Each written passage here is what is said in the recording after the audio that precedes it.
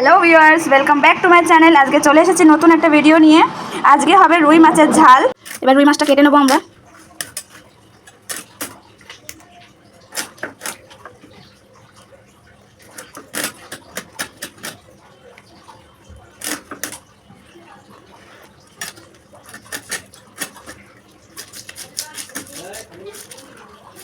আমাদের বাড়ি সব মাছই গোটা গোটাই আসে, মা কাটে।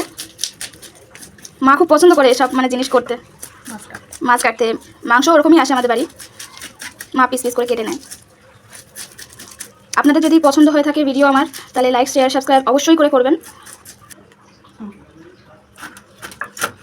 মাছের আঁশ ছাড়ানো হয়ে গেছে।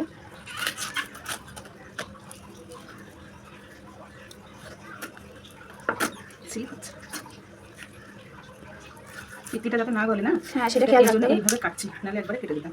আর পিত্তিটা যদি গলে যায় তো মাছটা তিতো হয়ে যাবে। ঠিক আছে, এটা আমাদের নতুন চ্যানেল, প্লিজ প্লিজ অনুরোধ করছি, শেয়ার করবেন, সাবস্ক্রাইব করবেন, সাপোর্ট করবেন। আপনাদের সাপোর্টেই আমরা এগিয়ে যাব।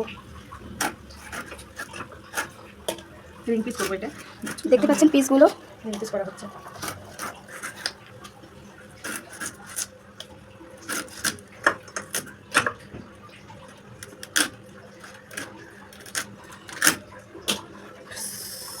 মাছটা প্রায় কাটা হয়ে গেছে, এই যে।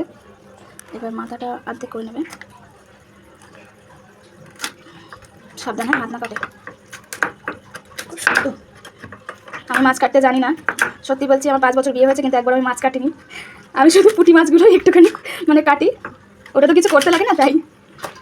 এই যে কাটা হয়ে গেছে, কমপ্লিট হয়ে গেছে। এবার এগুলোকে আমরা ধুয়ে নেবো। এই আমরা এবার মাছটা ধুয়ে নেবো। আগে ওই মাছটা ধুয়ে নেবো।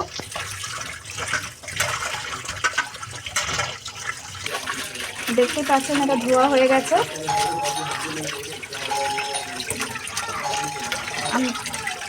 রুই মাছটা পুরোপুরি ধোয়া হয়ে গেছে। আজকে হবে রুই মাছের ঝাল।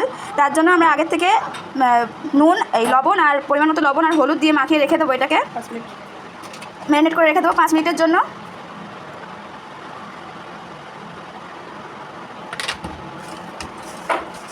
দেখা হচ্ছে 5 মিনিট পরে। মাখানো হয়ে গেছে, এবার এটাকে আমরা রেখে দেবো। কিছুক্ষণ পরে আবার এটাকে রান্না করা হবে। মাছ ম্যারিনেট হয়ে গেছে 5 মিনিট। এবার আমরা কড়াইতে তেল দিয়ে দেবো। কড়াই গরম হয়ে গেছে, তেল দিয়ে দিচ্ছি পরিমাণ মতো। মাছ ভাজার জন্য এটা মাছ ভাজা হবে এই তেলে। তেলটা গরম হয়ে গেলে মাছগুলো এক এক করে দিয়ে দেবো। তেল গরম হয়ে গেছে, দেখতে পাচ্ছেন। এবার এক এক করে আমরা মাছগুলো দিয়ে দেবো। তেল গরম না হলে দেবেন না। তেল যদি গরম ভালোভাবে না হয় তো মাছগুলো লেগে যাবে কড়াইয়ের মধ্যে। এক এক করে মাছ দিয়ে দিচ্ছি আমরা। রুই মাছ এটা।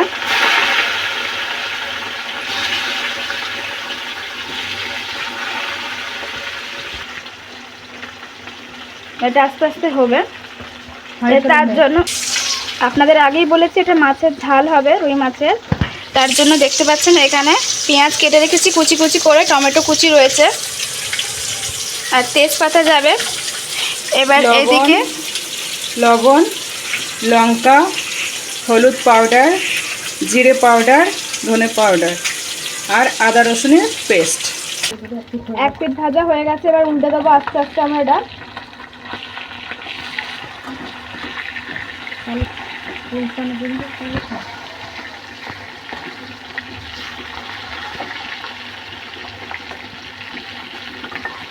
এটা আরেক পিঠ হবে, তো এটার জন্য আর ছেড়ে দেবো কিছুক্ষণের জন্য, এটা হোক। মাছটা হয়ে গেছে, দেখতে পাচ্ছেন লাল হয়ে গেছে মাছটা। এবার আস্তে আস্তে তুলে নেব।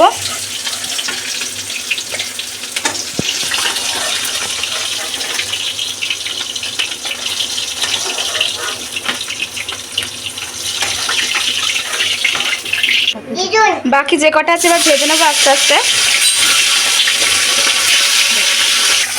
দেখতে পাচ্ছেন এক পিঠ ভালো করে ভাজা হয়ে গেছে, দেখুন লাল লাল হয়ে গেছে। এবার ওই পিঠটা ভাজবো আমরা।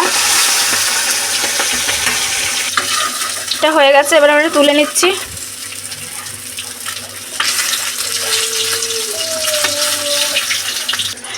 ওই তেলের মধ্যে আমরা আলু ভেজে নেব। দেখছেন আলুটা কিভাবে কাটা রয়েছে। লম্বা লম্বা করে পিস পিস করে।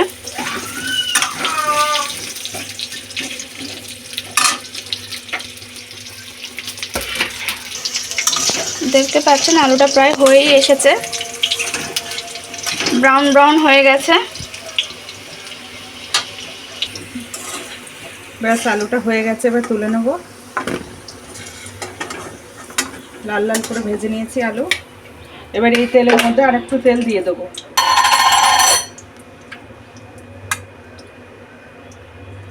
পরিমাণ মতো আপনারা দিয়ে দেবেন আর একটু তেল, ওই তেলেতেই।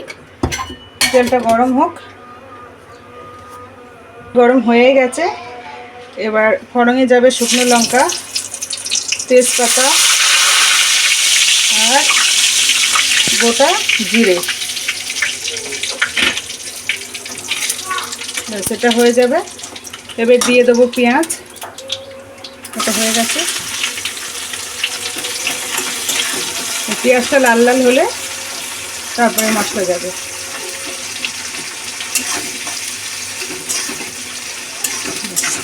বাস পেঁয়াজ আর একটু হবে, প্রায় হয়ে এসছে। আর একটু হলে মশলাটা দিয়ে দেবো।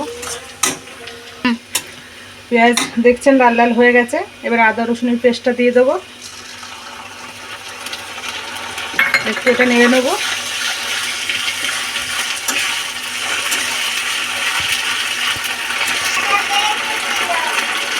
লবণটা দিয়ে দেবো, তাতে আদা রসুনটা এবার ছিটকে চারিদিকে পড়ছে, এটা আর পড়বে না। লবণটা দেবো, হলুদ, ধনে পাউডার, জিরে পাউডার এটা দিয়ে দেবো এবার পুরোটা।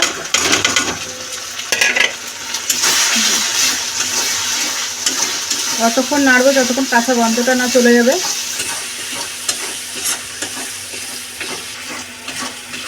একটু পানি দিয়ে দেবো যাতে মশলাটা না পুড়ে যায়।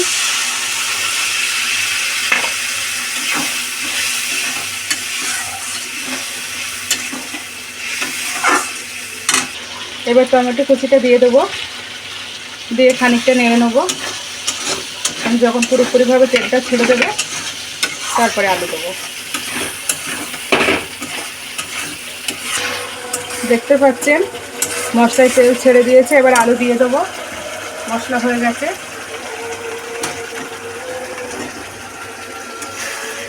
এবার আলুটা দিয়ে একটু কষিয়ে নেবো।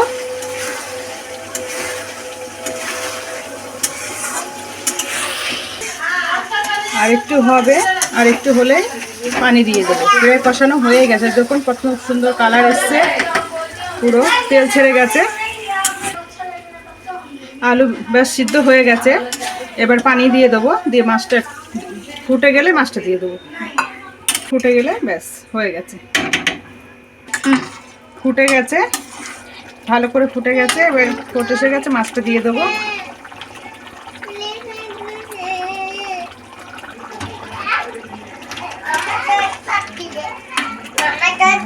রুই মাছের ঝাল